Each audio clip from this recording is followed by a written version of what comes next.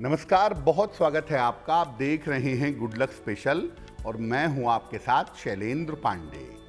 नवरात्रि के पावन दिनों का आरंभ हो रहा है और नवरात्रि का हर दिन आपको एक विशेष वरदान दे सकता है, एक विशेष देवी की पूजा उपासना करने से। तो आज हम आपको बताएंगे कि नव दुर्गा के 9 स्वरूप कौन से हैं और इस बार नवरात्रि में किस देवी की पूजा किस दिन होगी। साथ ही साथ आपको ये भी बताएंगे कि अपनी राशि के अनुसार इस बार नवरात्रि में आप किसकी पूजा कैसे करेंगे। तो चलिए कार्यक्रम की शुरुआत करते हैं और सबसे पहले जानते हैं सप्ताह का मंत्र। इस सप्ताह का मंत्र है ओम जयंती मंगला काली भद्र काली कपालिनी।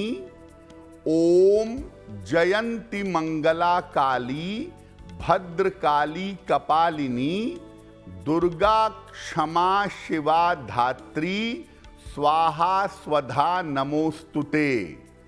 दुर्गा क्षमा शिवा धात्री स्वाहा स्वधा नमोस्तुते।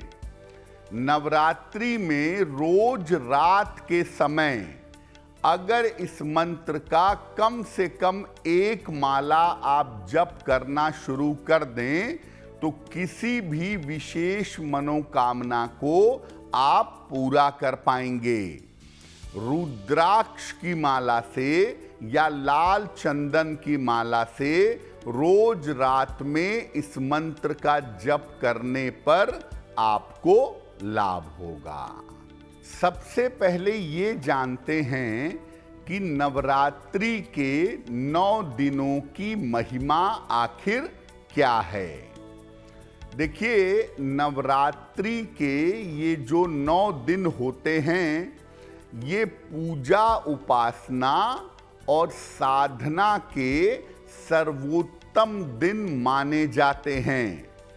तपस्या करने के लिए, साधना करने के लिए इन 9 दिनों को बहुत महत्वपूर्ण माना जाता है। नवरात्रि की 9 दिनों की साधना में आप अपनी हर तरह की मनोकामना पूरी कर सकते हैं।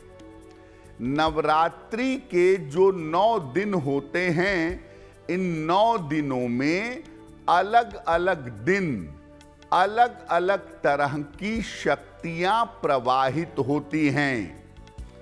आप हर दिन की देवी को समझ करके और हर दिन की शक्ति को समझ करके उसके हिसाब से अगर पूजा करें, उसके हिसाब से अगर कामना करें तो कामना निश्चित रूप से पूरी होती है। इसके अलावा नवग्रहों से संबंधित अगर कोई समस्या है तो नवग्रहों की समस्या भी नवरात्रि के 9 दिनों में दूर की जा सकती है। यानी नवरात्रि के 9 दिनों में आपको 9 वरदान मिल सकते हैं और 9 ग्रहों की बाधा को आप दूर कर सकते हैं। इस बार नवरात्रि 30 मार्च को आरंभ हो रही है और इसका समापन 6 अप्रैल को होगा। तो कुल मिलाकर इस बार नवरात्रि 8 दिनों की रहेगी, लेकिन इन्हीं 8 दिनों में नव दुर्गा के 9 स्वरूपों की पूजा की जाएगी। अब नवरात्रि इस बार भले ही 8 दिन की है, लेकिन इन 8 दिनों में 9 स्वरूपों की पूजा होगी और हर स्वरूप से आपको एक विशेष वरदान प्राप्त होगा। सबसे पहले बात करते हैं नव दुर्गा के प्रथम स्वरूप की। नव दुर्गा का प्रथम स्वरूप कौन सा है और इनकी पूजा के नियम क्या हैं? देखिए, नव दुर्गा का जो प्रथम स्वरूप है उससे स्वास्थ्य की शक्ति प्रवाहित होती है, उससे जीवन में अच्छे स्वास्थ्य की प्राप्ति होती है। नव दुर्गा के प्रथम स्वरूप के रूप में माता के शैलपुत्री स्वरूप की पूजा की जाती है। माता के शैलपुत्री स्वरूप की आराधना होती है। नवरात्रि के प्रथम दिन यानी नव दुर्गा के प्रथम स्वरूप की उपासना लाल फूलों से करनी चाहिए, और अगर आप गुड़हल के फूल से, जवा पुष्प से नवरात्रि के पहले दिन पूजा करें तो आपके लिए बहुत अच्छा होगा।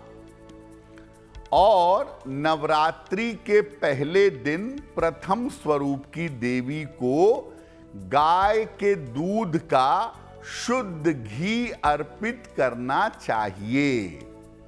तो अगर आप जीवन में अच्छा स्वास्थ्य चाहते हैं, अच्छी स्ट्रेंथ चाहते हैं, तो नव दुर्गा के प्रथम स्वरूप के रूप में माता शैलपुत्री की पूजा करिएगा। और अगर आप माता शैलपुत्री की पूजा लाल फूलों से करेंगे, गाय के घी से करेंगे, तो आपको अच्छे स्वास्थ्य की प्राप्ति होगी। और इस बार जो माता के पहले स्वरूप की उपासना है वो 30 मार्च को की जाएगी। तो 30 मार्च को माता के पहले स्वरूप यानी माता शैलपुत्री की उपासना करना कल्याणकारी होगा।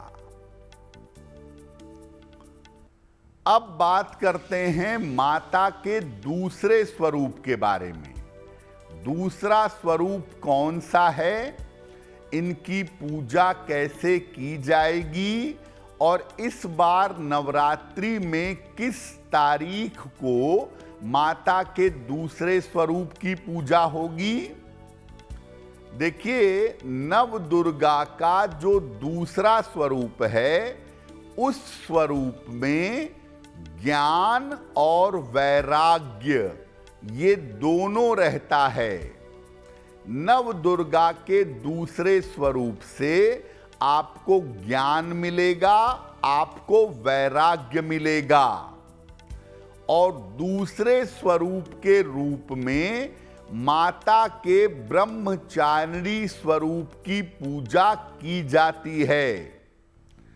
और माता ब्रह्मचारिणी की उपासना की जाती है सफेद फूलों के साथ। यानी नव दुर्गा के दूसरे स्वरूप की उपासना होगी सफेद फूलों से, जिनका नाम माता ब्रह्मचारिणी है। और माता ब्रह्मचारिणी की पूजा की जाएगी शक्कर का भोग लगा करके। शक्कर का भोग लगा करके अगर आप माता ब्रह्मचारिणी की पूजा करें तो उनकी कृपा से आपको ज्ञान और वैराग्य का लाभ होगा। इस बार दूसरे स्वरूप की उपासना 31 मार्च को की जाएगी। 31 मार्च को माता के ब्रह्मचारिणी स्वरूप की पूजा होगी। तो माता के दो स्वरूपों की पूजा कब होगी ये आपने समझ लिया। अब माता के तीसरे स्वरूप की बात करते हैं। माता के तीसरे स्वरूप में किसकी उपासना होती है और इस बार किस तारीख को माता के तीसरे स्वरूप की उपासना होगी। नवरात्रि के तीसरे दिन आपको साहस की और आत्मविश्वास की शक्ति मिलती है। नवरात्रि के तीसरे दिन आपका साहस बढ़ेगा, आपका कॉन्फिडेंस बढ़ेगा, ये शक्ति आपको प्राप्त होगी। और नव दुर्गा के तीसरे स्वरूप के रूप में माता के चंद्र घंटा स्वरूप की पूजा की जाएगी। तीसरे स्वरूप के रूप में माता चंद्र घंटा की उपासना होती है। माता के तीसरे स्वरूप की पूजा यानी माता चंद्र घंटा की पूजा लाल फूलों से करना सबसे ज्यादा अच्छा होता है। साथ ही साथ माता को दूध से या दूध से बनी मिठाई का भोग लगाना चाहिए। माता चंद्र घंटा की जब आप तीसरे स्वरूप के रूप में पूजा करते हैं तो आपको साहस मिलता है, आपको आत्मविश्वास मिलता है, आपका भय, आपकी घबराहट, बेचैनी दूर होती है। आपका मन और आपके सोच की स्थिति लगातार मजबूत होती चली जाती है नव दुर्गा के तीसरे स्वरूप की उपासना से। इस बार नवरात्रि में तृतीया तिथि का लोप है, इसीलिए नव दुर्गा के तीसरे स्वरूप की उपासना भी 31 मार्च को होगी।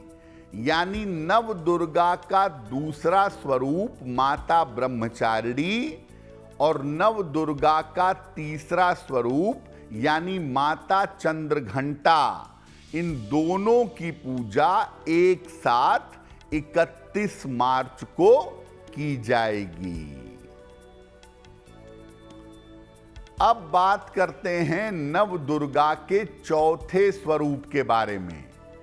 नव दुर्गा का चौथा स्वरूप कौन सा है और इनकी उपासना कैसे करनी चाहिए? देखिए, जहां तक वरदान की बात है, नव दुर्गा के चौथे स्वरूप की पूजा करने से बुद्धि की, वाणी की और प्रखरता की शक्ति मिलती है। नव दुर्गा के चौथे स्वरूप की पूजा करेंगे तो आपका ब्रेन शार्प होगा, आपकी वाणी बेहतर होगी, दिमाग बेहतर काम करेगा। नव दुर्गा के चौथे स्वरूप के रूप में माता कूष्मांडा की पूजा की जाती है और माता कूष्मांडा की जो पूजा होती है वो हरी वस्तुओं से होती है। हरी इलायची, हरी सौंफ, हरे फल, हरी मिठाई, इनसे माता कूष्मांडा की पूजा की जाती है। और माता कूष्मांडा को यानी नव दुर्गा के चतुर्थ स्वरूप को मालपुए का भोग लगाया जाता है। इस बार नव दुर्गा के चौथे स्वरूप की जो उपासना है वो 1 अप्रैल को की जाएगी। यानी दिन तो रहेगा तीसरा, लेकिन पूजा की जाएगी चौथे स्वरूप की यानी माता कूष्मांडा की। अब बात करते हैं नव दुर्गा के 5वें स्वरूप की। नव दुर्गा का 5वां स्वरूप कौन सा है और इनकी पूजा के नियम क्या हैं? देखिए, नव दुर्गा के 5वें स्वरूप की बात करें तो 5वें स्वरूप की पूजा से संतान संबंधी जो समस्याएं हैं, संतान संबंधी जो दिक्कत है, उनका समापन होता है, उनका निराकरण होता है। नव दुर्गा के 5वें स्वरूप के रूप में माता के स्कंद माता स्वरूप की पूजा की जाती है और स्कंद माता स्वरूप की पूजा की जाती है पीले फूलों से। अगर आप स्कंद माता स्वरूप की पूजा पीले फूलों से करें तो संतान संबंधी समस्याएं आपकी दूर होंगी। और स्कंद माता स्वरूप को केले का भोग लगाना बहुत शुभ होता है, अपना भी कल्याण होता है और संतान का भी कल्याण होता है। इस बार नव दुर्गा के 5वें स्वरूप की उपासना 2 अप्रैल को की जाएगी। दिन तो होगा चौथा, लेकिन तिथि होगी पंचमी, इसीलिए 5वें स्वरूप की उपासना 2 अप्रैल को करना बेहतर होगा। अब बात करते हैं नव दुर्गा के 6वें स्वरूप की। 6वां स्वरूप क्या है, इसकी विशेषता क्या है, ये भी जानते हैं। नव दुर्गा के 6वें स्वरूप की जब आप पूजा करते हैं तो आपको शीघ्र विवाह का वरदान मिलता है। आपके विवाह में कितनी भी दिक्कत क्यों ना हो रही हो, कितनी भी समस्या क्यों ना हो रही हो, नव दुर्गा के 6वें स्वरूप से आपका विवाह शीघ्र होगा। और नव दुर्गा के 6वें स्वरूप के रूप में माता के कात्यायनी स्वरूप की पूजा की जाती है। माता कात्यायनी की उपासना भी पीले फूलों से करना ज्यादा बेहतर होता है। अगर माता कात्यायनी की उपासना आप पीले फूलों से करें तो आपका विवाह शीघ्र होगा। और माता कात्यायनी की पूजा में माता को शहद का भोग लगाया जाता है। शहद का भोग लगाने से माता की विशेष कृपा प्राप्त होती है। खास तौर से जो विवाह संबंधी बाधाएं हैं वो बाधाएं दूर हो जाती हैं। इस बार माता के 6वें स्वरूप की उपासना 3 अप्रैल को की जाएगी। यानी दिन तो होगा 5वां, लेकिन षष्ठी तिथि होने की वजह से 6वें स्वरूप की उपासना 3 अप्रैल को करना ज्यादा बेहतर होगा। अब बात करते हैं माता के 7वें स्वरूप की। माता का 7वां स्वरूप कौन सा है, इसकी विशेषता क्या है और इसका पूजा विधान क्या है। देखिए, नव दुर्गा के 7वें स्वरूप की जब आप पूजा करते हैं तो आपके रोगों का, आपके शोक का और आपकी बाधाओं का नाश होता है। जीवन में कितनी भी बड़ी बाधा क्यों ना हो, जीवन में कितनी भी बड़ी अड़चन क्यों ना हो, नव दुर्गा के 7वें स्वरूप से आप उस अड़चन को दूर कर सकते हैं।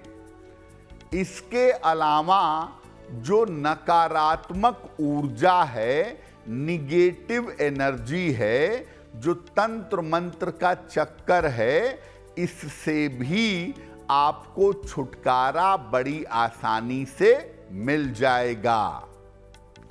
नव दुर्गा के 7वें स्वरूप के रूप में माता कालरात्रि की पूजा की जाती है। नव दुर्गा का जो 7वां स्वरूप है वो माता कालरात्रि का है। और माता कालरात्रि की उपासना होती है सुगंध से और धूप बत्ती से। माता कालरात्रि की पूजा में माता को गुड़ का भोग लगाना सबसे ज्यादा अच्छा होता है। गुड़ का भोग लगाना सबसे ज्यादा उत्तम होता है। इस बार माता कालरात्रि की यानी नव दुर्गा के 7वें स्वरूप की उपासना 4 अप्रैल को होगी। तो दिन तो होगा 6वां, लेकिन सप्तमी तिथि होने की वजह से नव दुर्गा के 7वें स्वरूप की उपासना 4 अप्रैल को की जाएगी। अब बात करते हैं देवी के 8वें स्वरूप की। जब आप देवी के 8वें स्वरूप की पूजा करते हैं तो इससे आपको मन चाहे विवाह का और सुखद वैवाहिक जीवन का वरदान प्राप्त होता है। देवी के 8वें स्वरूप की पूजा करने से मनचाहा विवाह होता है और वैवाहिक जीवन सुखद होता है। इस दिन 8वें स्वरूप के रूप में माता के महागौरी स्वरूप की पूजा की जाती है। और महागौरी स्वरूप की पूजा होती है सफेद फूलों से। तो सफेद फूलों से माता के महागौरी स्वरूप की पूजा करें और उनको नारियल का भोग लगाएं। ऐसा करने से मनचाहा विवाह होगा और वैवाहिक जीवन आपका बेहतर होगा। इस बार माता के 8वें स्वरूप की पूजा 5 अप्रैल को की जाएगी। दिन होगा 7वां, लेकिन तिथि होगी अष्टमी, इसलिए 8वें स्वरूप की पूजा माता महागौरी की पूजा 5 अप्रैल को होगी। अब बात करते हैं नव दुर्गा के 9वें स्वरूप की। जब आप नव दुर्गा के 9वें स्वरूप की पूजा करते हैं तो आपको मुक्ति, मोक्ष और समस्त सिद्धियां मिल सकती हैं। नव दुर्गा का 9वां स्वरूप सबसे ज्यादा महत्वपूर्ण है। और 9वें स्वरूप के रूप में माता सिद्धिदात्री की पूजा की जाती है। माता के सिद्धिदात्री स्वरूप की उपासना होती है। माता सिद्धिदात्री की पूजा जब आप 9वें स्वरूप के रूप में करेंगे तो इनकी पूजा विभिन्न रंग के फूलों से करेंगे और माता को काले तिल का भोग भी लगाएंगे। तो काले तिल का भोग जब आप माता सिद्धिदात्री को लगाएंगे तो आपके जीवन की रुकावटें और बाधाएं दूर हो जाएंगी। इस बार माता के 9वें स्वरूप की पूजा 6 अप्रैल को होगी, यानी 6 अप्रैल का दिन नवरात्रि का 8वां दिन होगा, लेकिन तिथि होगी नवमी की, इसलिए 9वें स्वरूप की पूजा की जाएगी। चैत्र नवरात्रि की जो नवमी तिथि होती है वो इसलिए भी बड़ी ज्यादा महत्वपूर्ण होती है क्योंकि इसी दिन भगवान राम का प्राकट्य हुआ था। इसीलिए चैत्र नवरात्रि की नवमी तिथि पर राम नवमी जैसा बड़ा और महान पर्व मनाया जाता है। तो इस बार 6 अप्रैल को आप नव दुर्गा के 9वें स्वरूप माता सिद्धिदात्री की पूजा करिएगा और साथ ही साथ भगवान राम की पूजा भी करिएगा, क्योंकि ये दिन राम नवमी का पावन दिन होगा। तो नवरात्रि के किस तारीख को किस देवी की पूजा होगी, उनके स्वरूप की महिमा क्या है, ये आपने समझा। अब आपको बताते हैं कि इस बार की नवरात्रि में अलग अलग राशि के लोग देवी की पूजा किस प्रकार से करेंगे। सबसे पहले बात करते हैं मेष राशि की। मेष राशि के लोग लाल फूलों से देवी की पूजा करें तो उनके लिए बहुत अच्छा रहेगा। और पूरी नवरात्रि में ओम दुं दुर्गाय नमः, ओम दुं दुर्गाय नमः, इस मंत्र का पूरी नवरात्रि में आप जप करिएगा, आपको निश्चित रूप से लाभ होगा।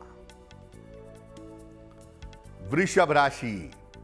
वृषभ राशि के जो लोग हैं वो देवी की पूजा करेंगे सफेद फूलों से।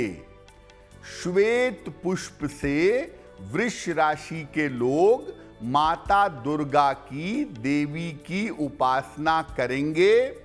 और वृषभ राशि के लोग नवरात्रि में जो मंत्र जपेंगे वो मंत्र होगा ओम ऐं सरस्वत्यै नमः, ओम ऐं सरस्वत्यै नमः। इस मंत्र का पूरी नवरात्रि भर अगर आप जप करेंगे आपको विशेष लाभ होगा और जीवन में चली आ रही समस्याएं दूर होंगी। आपकी विद्या, बुद्धि और विवेक की स्थिति लगातार बेहतर होनी शुरू हो जाएगी। मिथुन राशि।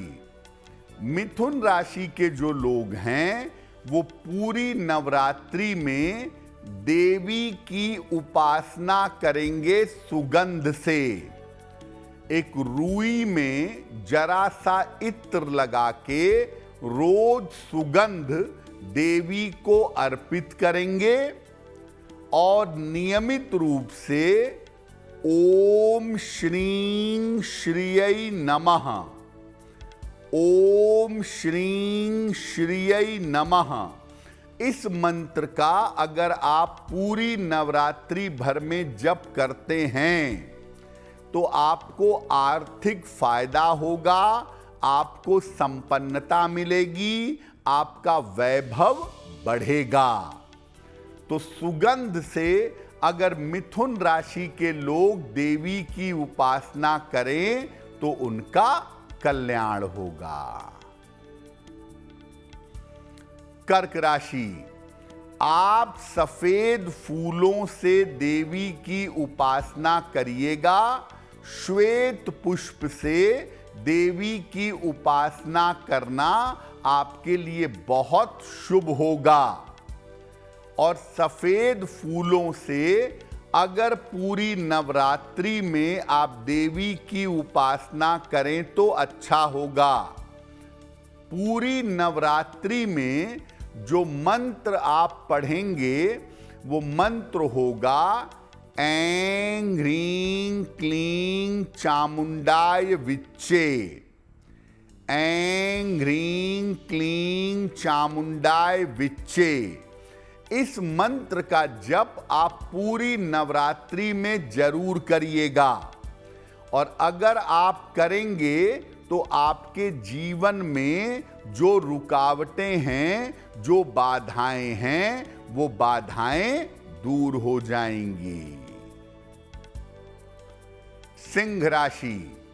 आपको इतना करना है कि पूरी नवरात्रि में दोनों वेला यानी सुबह और शाम दोनों समय माता दुर्गा की, देवी की आरती करिएगा कपूर जला करके, और दोनों समय थोड़ा सा समय निकाल करके ओम दुंग दुर्गाय नमः, ओम दुंग दुर्गाय नमः इस मंत्र का जप करिएगा तो आपको निश्चित रूप से लाभ होगा।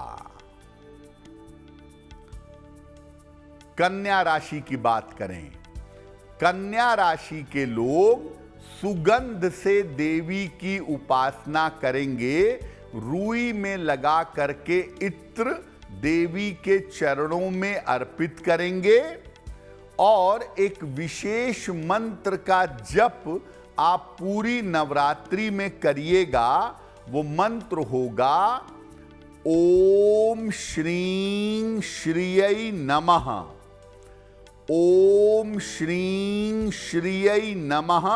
इस मंत्र का आप पूरी नवरात्रि में जप करिएगा, आपको धन, वैभव और संपन्नता का वरदान प्राप्त होगा।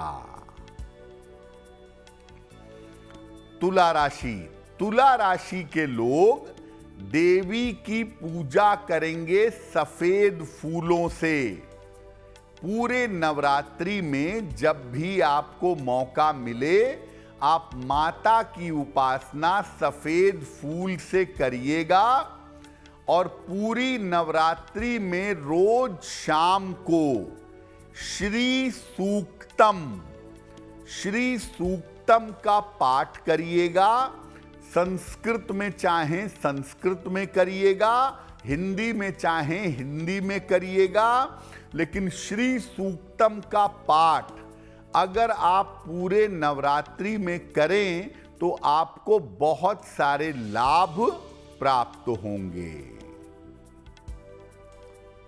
वृश्चिक राशि, आपको देवी की पूजा करनी है लाल फूलों से।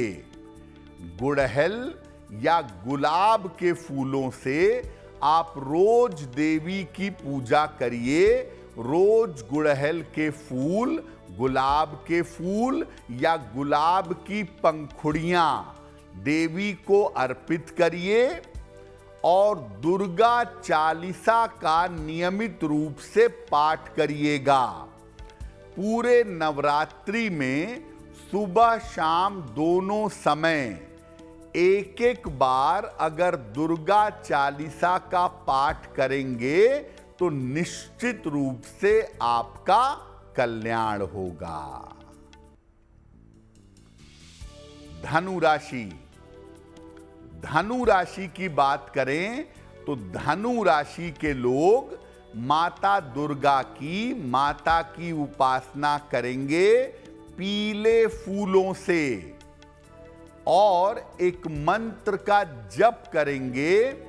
मंत्र होगा ओम ऐं सरस्वत्यै नमः, ओम ऐं सरस्वत्यै नमः।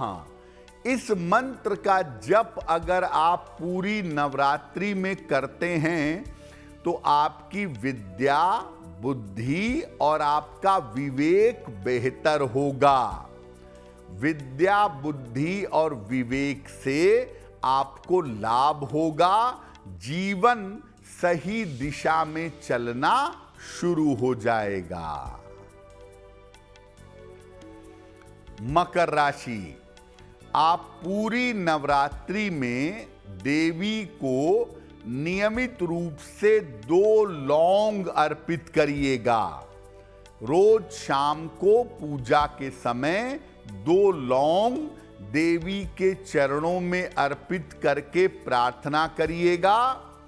और एक विशेष मंत्र है ओम क्रीं कालिकायै नमः, ओम क्रीं कालिकायै नमः। इस मंत्र का आप पूरे नवरात्रि भर अगर जप करें तो निश्चित रूप से आपका कल्याण होगा, निश्चित रूप से आपका मंगल होगा। कुंभ राशि, आप पूरी नवरात्रि में दोनों समय माता दुर्गा की कपूर से आरती करिएगा। सुबह के समय पूजा के दौरान और शाम के समय पूजा के दौरान माता दुर्गा की कपूर से आरती करेंगे। और एक विशेष मंत्र है जिसका सुबह शाम दोनों समय जप करेंगे। मंत्र होगा ऐं ह्रीं क्लीं चामुंडाय विच्चे। ऐं ह्रीं क्लीं चामुंडाय विच्चे। ये मंत्र आप सुबह शाम पूरी नवरात्रि में जपिएगा। कम से कम एक माला सुबह और एक माला शाम को, तो आपको निश्चित रूप से लाभ होगा। मीन राशि, मीन राशि के लोग माता दुर्गा की, देवी की उपासना करेंगे पीले फूलों से। पीले फूलों से देवी की उपासना करें। और एक विशेष मंत्र है ओम ऐं सरस्वत्यै नमः। ओम ऐं सरस्वत्यै नमः। इस मंत्र का रोज सुबह, रोज शाम या कम से कम रोज शाम को पूरे 9 दिन तक आप जप करिएगा। आपकी मुश्किलें निश्चित रूप से हल हो जाएंगी। देखिए, नवरात्रि में 2 बातें सबसे ज्यादा महत्वपूर्ण हैं जो आपको समझनी चाहिए। नवरात्रि का मतलब 9 रातें होता है, इसीलिए नवरात्रि में रात की पूजा ज्यादा फलदायी होती है।